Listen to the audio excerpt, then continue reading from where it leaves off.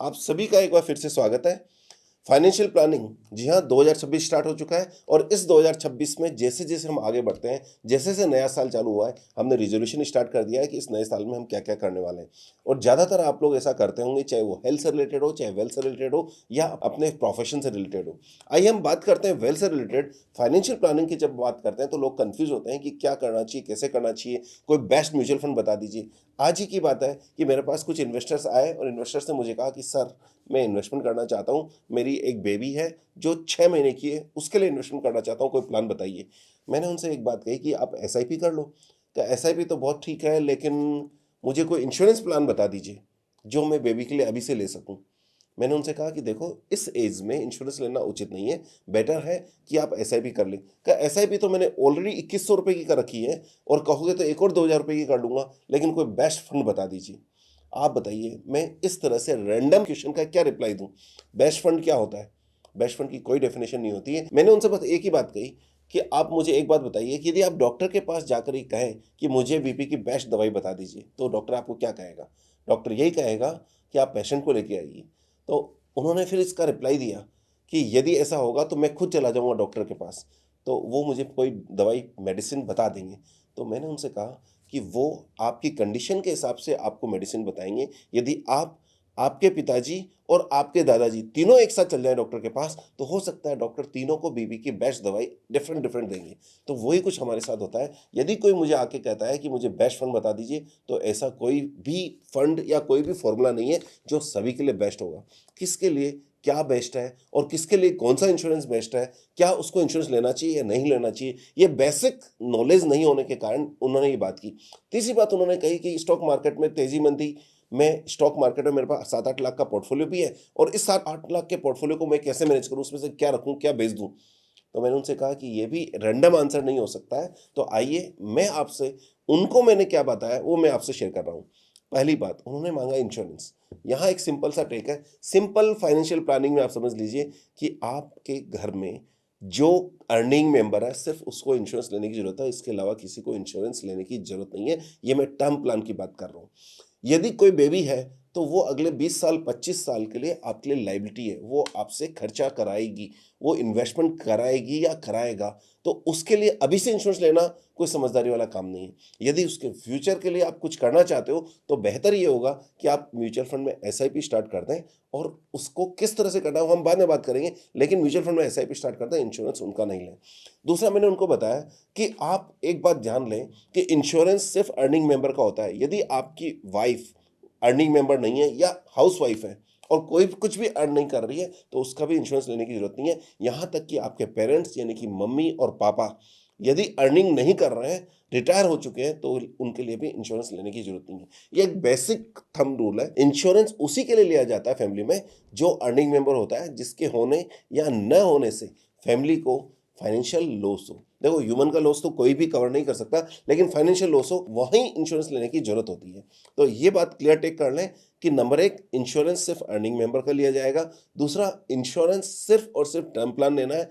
तीसरा, 99% केसेज़ में term plan के अलावा दूसरा नहीं लेना है। लेकिन यदि आप 7% टैक्स फ्री इन्वेस्टमेंट रिटर्न से हैप्पी हो ओवर द 10-15 ईयर में, तो मैं ये मान के चलता हूँ कि आप दूसरे प्लान कंसीडर कर सकते हो, यानी कि जो यूनिट लिंक प्लान नहीं होने चाहिए, ट्रेडिशनल प्लान होने चाहिए।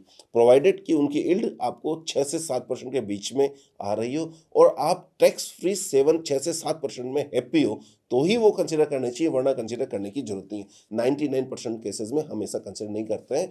यदि कोई सुपर एचएनआई होता है और वो चाहता है कि ये भी हम यूज़ कर लें, तो 5 लाख रुपए का साल का एनुअल प्रीमियम यदि आप पे करते हैं, तो आप वो प्लान ले सकते हैं और तभी आपके लिए टैक्स फ्री होगा। यदि आपने 5 लाख का प्लान ले लिया, 1 साल ले लिया और दूसरे साल नया प्लान नहीं ले सकते, क्योंकि एक बार यदि आपने उस कट ऑफ डेट के बाद में, पहले ये रूल नहीं था, 5 लाख का रूल नहीं था, तो उसके बाद में यदि आपने प्लान ले लिया है, तो वो दोबारा नहीं ले सकते। तो 5 लाख रुपए तक का ये प्लान आप ले सकते हैं। सुपर एचएनआई, एचएनआईज़ के केस की बात कर रहा हूँ, अदरवाइज़ नॉर्मल केसेज़ में हम नहीं देते हैं। ये प्लान आजकल इसलिए भी मैं सजेस्ट करने लग गया हूँ, इसको आप अदरवाइज़ मत लीजिएगा। जनरली 99% केसेज़ में हम टर्म प्लान के अलावा कोई भी सजेस्ट नहीं करता हूँ, लेकिन ये इसलिए भी करने लग गया कि सुपर एचएनआई आज बहुत खुश है 7% आरबीआई टैक्स फ्री बॉन्ड में, बहुत खुश है 7% टैक्स फ्री रिटर्न में, तो उनको क्यों नहीं सजेस्ट किया जाए। और तीसरा सबसे बड़ा रीज़न, जो अभी का रीज़न है, वर्ल्ड का बेस्ट इन्वेस्टर कौन है? आज के टाइम पे वर्ल्ड का बेस्ट इन्वेस्टर वॉरेन बफेट साहब हैं। जरा सोचिए, जिस इन्वेस्टर ने पिछले 50 साल में पैसा कमाया है इक्विटी में, आज उसने बड़ा इन्वेस्टमेंट किया है यूएस ट्रेजरी में, यूएस डेट में। जरा सोचिए, उसने हमें 50 साल में ये समझाया है कि इक्विटी इन्वेस्टिंग कैसे की जाती है। आज वो अपना पैसा यदि यूएस ट्रेजरी में डाल रहा है, तो कहीं ना कहीं बैक ऑफ द माइंड ये लगता है कि ये भी एक बेस्ट एसेट क्लास हो सकती है आने वाले 10-5 सालों के लिए। और यही रीजन है कि इसको मैं टैक्स फ्री, और साथ में ये वॉरेन बफेट साहब के इस रिएक्शन, इस बिहेवियर के कारण मैं इसको कंसिडर करने लगा हूं। तो ये हो गई इंश्योरेंस की बात। इंश्योरेंस में दूसरा सेगमेंट होता है हेल्थ इंश्योरेंस का। तो हेल्थ इंश्योरेंस का जनरली हम सजेस्ट ये करते हैं कि पूरी फैमिली का फ्लोटर प्लान ले लें। यदि पेरेंट्स हैं, मम्मी पापा हैं या दादा दादी हैं, उनका भी प्लान लेना हो तो वो सेपरेट, आपसे सेपरेट रखें। यदि आप उनको आपके प्लान में या फैमिली फ्लोटर में मर्ज करेंगे तो आपकी कॉस्टिंग भी बढ़ेगी। बेटर है कि उनका हस्बैंड वाइफ का, यानी कि मम्मी पापा का सेपरेट प्लान रखें, और आपका और आपकी वाइफ का, और साथ में आपके बच्चे जो भी हैं उन सबका एक फैमिली फ्लोटर ले लें। ये सिंपल सी बात हो गई। यदि आप चाहते हैं कि इन दोनों तरह के, यानी कि हेल्थ इंश्योरेंस और लाइफ इंश्योरेंस में हमारी टीम आपकी मदद करे, तो नीचे डिस्क्रिप्शन में लिंक दिया है, उसे आप कनेक्ट कीजिए, हमारी टीम को कनेक्ट कीजिए। आपकी रिक्वायरमेंट के हिसाब से ये प्लान आपको दिया जा सकता है। ये डिपेंड करता है कि क्या आप हमसे हमारी सर्विस लेना चाहते हैं क्या। चलो, ये तो इंश्योरेंस की बात हो गई। अब दूसरी बात करते हैं। दूसरी बात है कि mutual fund investing. Mutual fund में एक बात मान के चलिएगा, कोई भी बेस्ट फंड नहीं होता है। बेस्ट फंड, आप कंसिस्टेंसी देख सकते हो बेस्ट फंड में। बेस्ट फंड का सबसे बड़ा डेफिनेशन तो यह है कि डाइवर्सिफाइड इक्विटी फंड होना चाहिए। डाइवर्सिफाइड, इसमें न में चाहे वो लार्ज कैप हो, चाहे मिड कैप हो, चाहे स्मॉल कैप हो, किस कैटेगरी में कब कौन सा लेना है, ये एक डिफरेंट बात हो गई। यदि आप बिल्कुल डू इट योरसेल्फ टाइप के इन्वेस्टर हैं, तो आपको multi cap diversified equity fund लेना चाहिए, जिसके स्टाइल ऑफ इन्वेस्टिंग, चाहे वो वैल्यू हो सकती है, चाहे ग्रोथ हो सकती है। कुछ पीरियड में वैल्यू स्टाइल परफॉर्म करती है और कुछ पीरियड में ग्रोथ स्टाइल परफॉर्म करती है। लेकिन यदि आप ये फंड लेते हैं तो ये नो ब्रेनर है, इसको आप कभी भी ले सकते हैं। लेकिन वो 5 मिस्टेक्स क्या लेना चाहिए, इससे ज़्यादा इंपॉर्टेंट है कि आप कम से कम मिस्टेक करें, वो आपके लिए सबसे बेहतर होगा। तो वो 5 मिस्टेक्स जो एक म्यूचुअल फंड इन्वेस्टमेंट को कभी नहीं करना चाहिए, वो मैं आपको बताता हूँ। और ये मेरी लाइफ का एक्सपीरियंस है, इसलिए आप इसको ध्यान से सुने और इसको आप एक गांठ बांध के रख लें कि ये 50 साल का या 35 साल का एक्सपीरियंस मैं आपके सामने लेके आ रहा हूँ। वो 5 मिस्टेक्स जो म्यूचुअल फंड इन्वेस्टमेंट को नहीं करनी चाहिए। नंबर, पहली बात, कभी भी सेक्टर फंड मत लीजिए आप। हो सकता है कि पॉइंट ऑफ टाइम पर आपको ये बताया जाए कि ये सेक्टर अच्छा परफॉर्म करेगा, या डिफेंस सेक्टर अच्छा परफॉर्म करेगा, या कोई भी सेक्टर अच्छा परफॉर्म करेगा, लेकिन उसका यदि इन का टाइम है तो एग्जिट का टाइम भी आपको ध्यान रखना पड़ेगा। यदि आप ये टाइमिंग करने के लिए अपने कुछ पोर्टफोलियो का पार्ट ले रहे हैं, वो एक अलग बात है कि वो टैक्टिकल कॉल होगी। लेकिन यदि आपको नॉर्मल इन्वेस्टिंग करनी है, अपने बच्चों के लिए इन्वेस्टमेंट करनी है, तो आपको ये फंड नहीं लेना है, आपको सिर्फ डाइवर्सिफाइड इक्विटी फंड लेना है। तो फर्स्ट मिस्टेक हो गई कि नो सेक्टर फंड। दूसरा मिस्टेक होती है कि जनरली हम अवॉइड करते हैं कि कोई भी एनएफओ नहीं लगाएं, क्योंकि आज के टाइम पर सारे म्यूचुअल फंड्स के पास या टॉप 10 फंड हाउस के पास में वो सारी कैटेगरीज के फंड है जो ऑलरेडी सेबी ने परमिट कर रखे हैं। यदि वो सारी कैटेगरी के फंड है, तो नया फंड यदि कोई आएगा तो डिफरेंट तरीके से आ रहा है, डिफरेंट काम के लिए आ रहा है, या कोई नए फंड हाउस का सेम कैटेगरी का फंड यदि इसके पास नहीं होगा तो वो आ रहा है। यदि वो एनएफओ आ रहा है तो जनरली कोशिश हम ये करते हैं कि उसका कम से कम 3 साल का, 5 साल का या 2 साल का एटलीस्ट ट्रैक रिकॉर्ड हो, तो ही हम कर सकते हैं। अदरवाइज हम जनरली इसको अवॉइड करते हैं। इसमें हो सकता है कि वो फंड अच्छा भी कर जाए, हो सकता है कि वो बुरा कर जाए, लेकिन जब आप लॉन्ग टर्म इन्वेस्टिंग की बात कर रहे हैं, जब अपने बच्चों के गोल को उसके साथ लिंक करने की बात कर रहे हैं, तो आपको ये रिस्क नहीं लेनी चाहिए कि मैं एक एनएफओ में रिस्क ले लूं। तो ये दूसरी बात होगी कि आपको एनएफओ नहीं करना है। तीसरी मिस्टेक ये हो गई कि पिछले 5 साल में तो हमने ये देखा है कि आफ्टर कोविड जिसने जब भी इन्वेस्टमेंट किया है उसको फायदा हुआ है, लेकिन एक्चुअल में ऐसा नहीं होता है। एक्चुअल में ये सबसे लंबा बुल रन है जो हमारे सामने चलते हुए हमने देखा है। तो इसलिए हमें इस बात को ध्यान रखना है कि ये बुल रन को एक्सेप्शन मानते हुए ये मान लें कि एटलीस्ट हम 5 साल के लिए एसआईपी कर रहे हैं, तो हम सोचेंगे कि पॉजिटिव रिटर्न आने की पॉसिबिलिटीज हैं। कई केसेस में 3-3 साल तक एसआईपी यदि नेगेटिव रिटर्न देती है, तो भी हम उसको कहते हैं कि कोई बुराई नहीं है।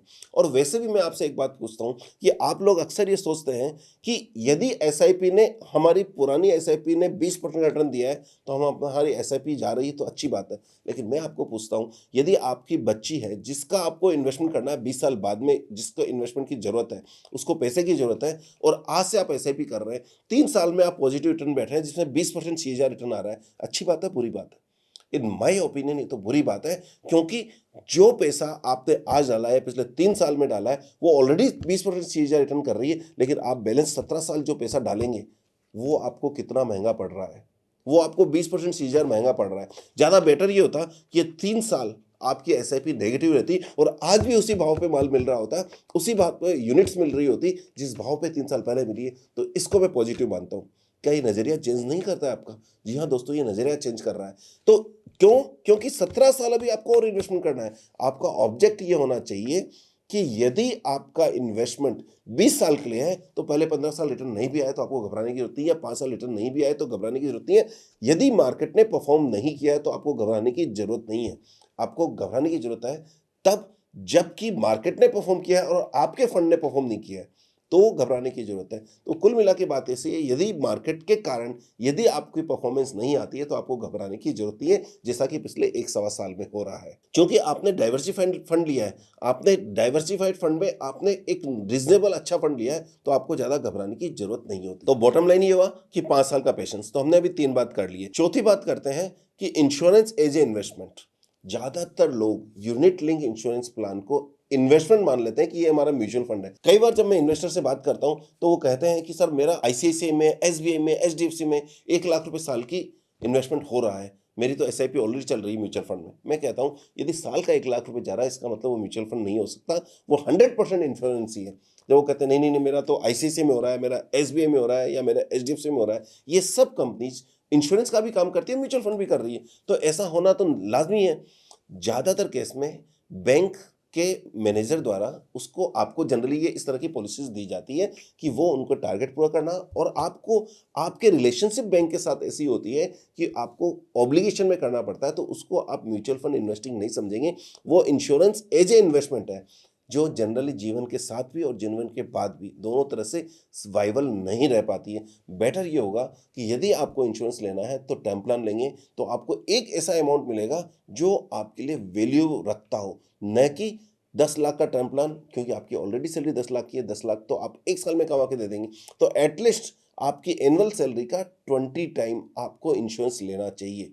तो यहाँ इस केस में वो दोनों पर्पज आपके सोल्व नहीं रह रहे हैं, तो इसीलिए मैं अक्सर ये कहता हूँ कि ये चौथी मिस्टेक कि इंश्योरेंस एज ए इन्वेस्टमेंट नहीं लेना चाहिए, इंश्योरेंस एज ए इंश्योरेंस ही लेना चाहिए। पांचवा क्वेश्चन, जनरली आजकल तो लॉक इन फंड्स नहीं आते हैं, लेकिन मैं पांचवी मिस्टेक, यदि आपने लॉक इन फंड नहीं लेना है, यानी कि कभी भी कोई भी म्यूचुअल फंड जिसमें 5 साल का, 10 साल का या लॉक इन फंड होगा या टारगेट मैच्योरिटी फंड, इस टाइप के फंड नहीं लेना है, क्योंकि जिस कैटेगरी का आप वो फंड लेना चाहते हैं उसमें एग्जिट लोड लग जाए, लेकिन आपको एग्जिट का ऑप्शन हमेशा होना चाहिए।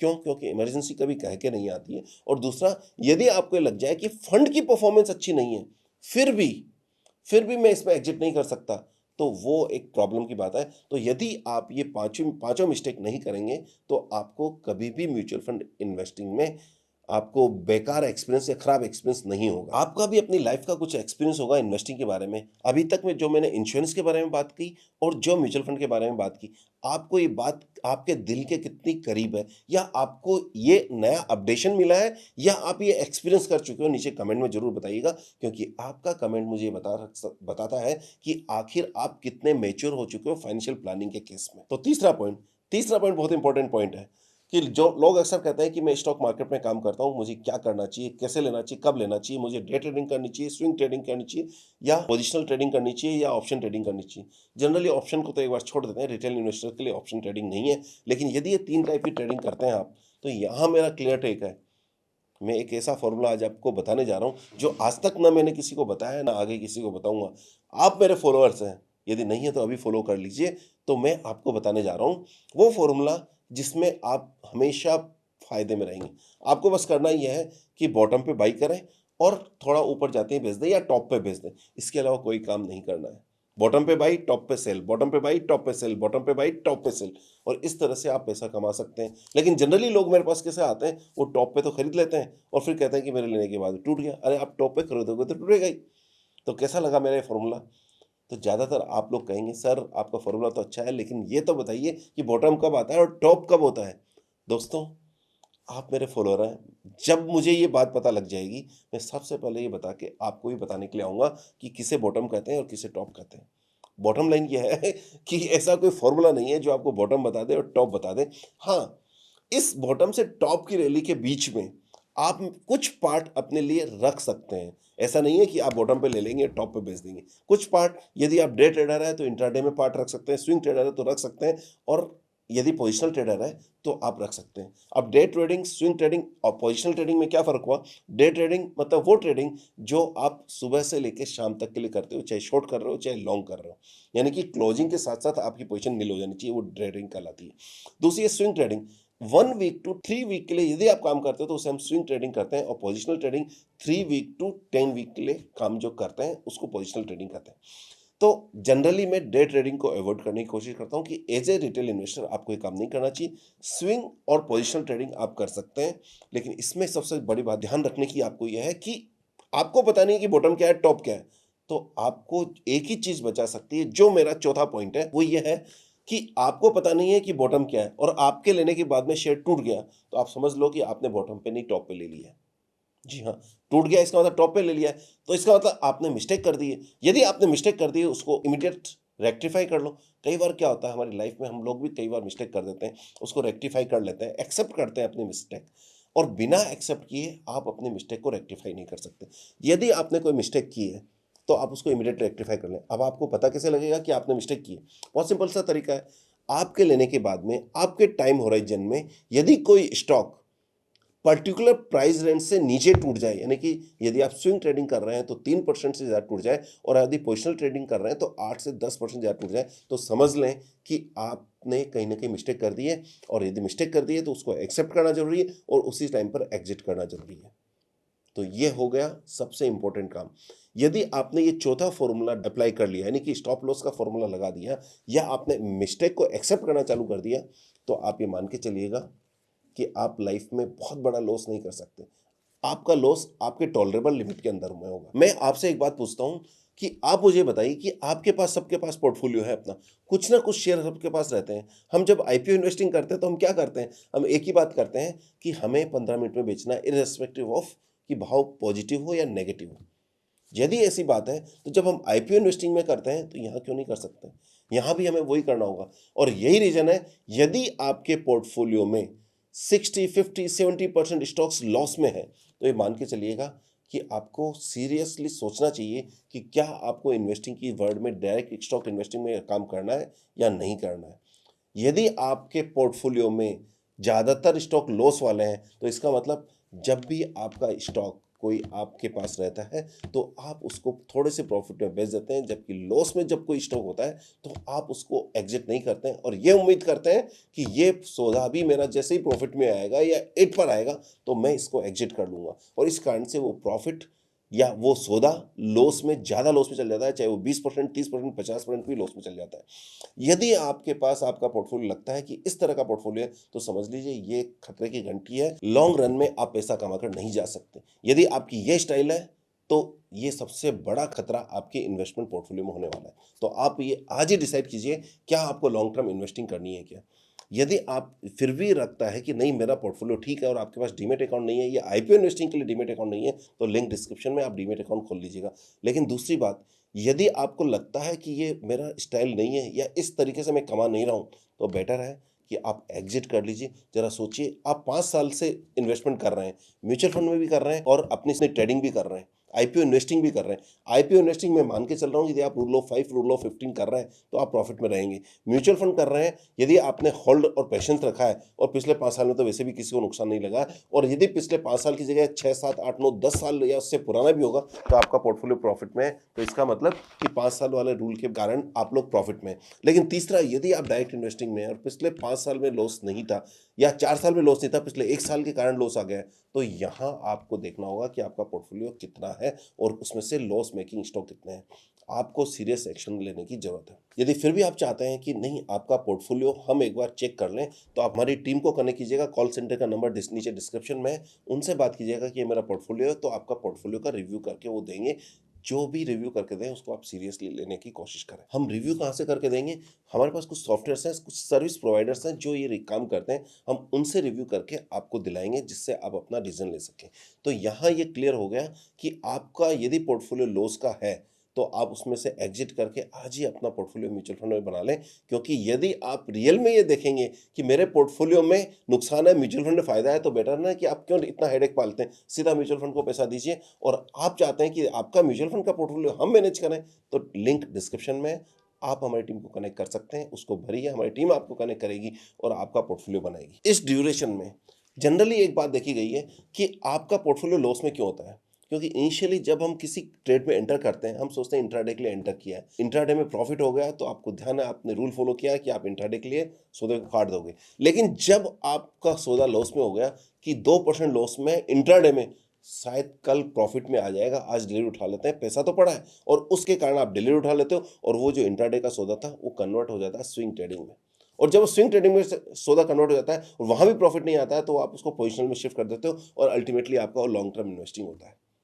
जरा आप सोचिए, आपने इंट्राडे के लिए किया था, आप उसको लॉन्ग टर्म में क्यों कन्वर्ट कर रहे हो। इस तरह स्विंग ट्रेडिंग जो आपने 3 हफ्ते के लिए पोर्टफोलियो लिया है, उसको 3 हफ्ते में एग्जिट करना है, इररेस्पेक्टिव ऑफ प्रॉफिट हो या नहीं हो। जैसे हम रूल ऑफ 5 और रूल ऑफ 15 की बात करते हैं, यदि ऐसा नहीं करते हैं तो ये मान के चलिएगा कि वो भी आपका सौदा लॉस में है, तभी आप उसको एग्जिट नहीं कर रहे हैं या उसको टाइम को क्यों शिफ्ट कर रहे हैं। अदरवाइज तो आपने कहा होता कि मेरा 3 वीक का सौदा है तो मैं 3 वीक में एग्जिट कर जाऊंगा, प्रॉफिट तो आ ही रहा है, क्या दिक्कत है। तो ये रीजन होता है कि हम इनिशियली एंटर करते हैं स्विंग ट्रेडिंग के लिए और बाद में वो लॉन्ग टर्म इन्वेस्टिंग हो जाता है, प्रोवाइडेड कि वो लॉस का हो। और हम इनिशियली एंटर करते हैं लॉन्ग टर्म इन्वेस्टिंग के लिए, और यदि सेम डे में इंट्राडे में प्रॉफिट हो जाता है तो हम उसको प्रॉफिट बुक कर लेते हैं कि 3% का प्रॉफिट इंट्राडे में मिल गया, हमें क्यों दिमाग लगाना है। आपने स्विंग ट्रेडिंग के लिए उसको लॉन्ग टर्म इन्वेस्टिंग के लिए किया था, फिर आपने इंट्राडे में बेच दिया, तो इसका मतलब विनर्स को आप बेच रहे हैं, लूजर्स को आप रख रहे हैं। ये माइंडसेट सबसे बड़ा रीजन है कि आप ये माइंडसेट ही सबसे बड़ा रीजन है जिसके कारण हमें ये तकलीफ होती है, आखिर हमारे पास लूजर्स क्यों रहते हैं, जबकि ये चीज जनरल ह्यूमन इमोशंस के अगेंस्ट में है। जरा सोचिए, बिजनेसमैन कैसे काम करता है। सपोज आप बिजनेसमैन है जिसमें आप शूज के बिजनेस करते हैं, शूज के बिजनेस में आपके पास 4 कलर के शूज आते हैं, जिसमें आपने परचेज किया black, red, brown and white.